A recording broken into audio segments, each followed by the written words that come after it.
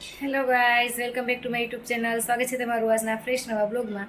અને આજે હું સરસ મજાની આચાર એટલે કે અથાણું જે આપણા ગુજરાતીઓમાં બહુ બધા લોકો ખાતા હોય છે એની એક યુનિક રેસીપી લઈને આવી છું. અને અથાણું છે મેથી અને ગાર્લિક એટલે કે લસણનું. તો એને અથાણું બનાવવા તમારે પહેલાં શું કરવાનું એ હું તમને પહેલાં જણાવી દઉં.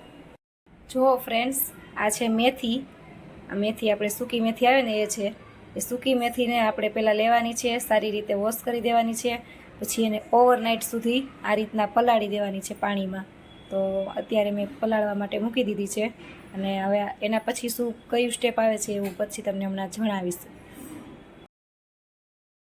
જુઓ ફ્રેન્ડ્સ, આ મેથી છે મેં જે કાલે ઓલી ઓવરનાઇટ સુધી પલાળવા દીધી હતી અને આજે સવારે હવે એને આપણે સૂકવવાની છે. તો એક પેલા ભાતિયામાં આ રીતના બધું પાણી નીકાળી લેવાનું છે, પછી કોરા કપડામાં તડકે સૂકવી દેવાનું છે. પણ અત્યારે અમે બહાર જઈએ છીએ ને એટલે ઘરમાં મેં સૂકવી છે, પછી આવીને હું પાછી તડકે સૂકવી દઈશ. બધી મેથી પોળી કરી દેવાની. હું એકવાર તમે અથાણું બનાવજો મિત્રો, બહુ સરસ અથાણું બનશે. બીજી વાર તમને બનાવવાનું મન થાય, કેમ કે એકવાર હું ખાઈ ચૂકી છું અને બીજી વાર બનાવું છું. તારું એવું કરે છે ને હાલ તૈયાર થઈ ગઈ છો? જવાનું છે. હાલો, ક્યાં જવાનું છે?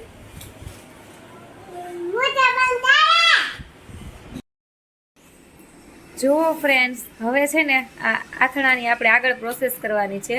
અને આજે ત્રીજો દિવસ થઈ ગયો છે. મેથીને તમારે તડકામાં નથી સૂકવવાની, પણ ખાલી એમાંથી પાણી નીતરી જાય ને એટલી કોરી કરવાની. એમ ને મમ્મી?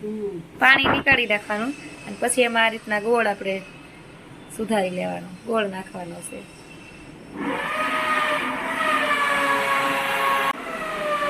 પછી એમાં આપણે લસણની કરી એડ કરી દેવાની છે ફોલીને. ગોળ તમે તમારા ગળપણ જેટલું ખાતા હોય એ મુજબ તમે નાખી શકો. જોકે મેથી કડવી હોય છે એટલે આપણે ગોળ એડ કરવાનો. પછી આથણાનો મસાલો આવે છે સંભારનો. કયો છે મમ્મી પેકેટ? અથાણા સંભાર ખાટી કેરીનો.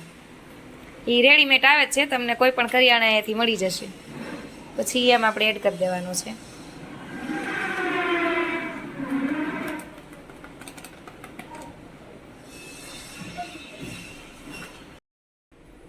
પછી એમાં નાખવાનો છે લીંબુનો રસ. 2 ચમચી જેટલો એડ કરી દેવાનો લીંબુનો રસ. પછી આ બધી વસ્તુને સરસ રીતના મિક્સ કરી દેવાની છે.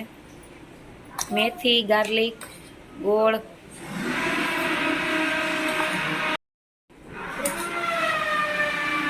જો સરસ રીતના મિક્સ કરી દેવાનું છે. ના ના, હા. ગોરો કેટલો નાખવાનો મમ્મી? ઓકે, આપણે ટેસ્ટ અનુસાર આમાં એ ગોરો નાખવાનો છે, જે ખાટી કેરીનો મેં તમને બતાવ્યો ને એ. તો મિત્રો ફાઇનલી જો આ આપણું આથણું છે એ રેડી થઈ ગયું છે. અને હવે આને આપણે ડબ્બામાં ભરીને પછી ફ્રીઝમાં મૂકી દેવાનું. પછી આપણે જ્યારે ખાવું હોય ત્યારે કાઢવાનું.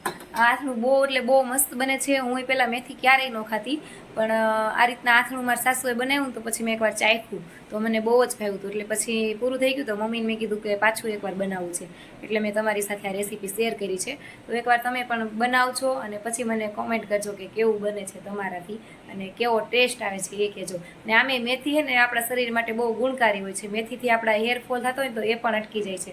હું આ હેરને હરખા કરવા માટે જ હું આ મેથીનું આથણું ખાઉં છું. તો તમે પણ ચોક્કસથી બનાવજો મિત્રો. મળીશું નવા બ્લોગમાં, ત્યાં સુધી આવજો. બાય.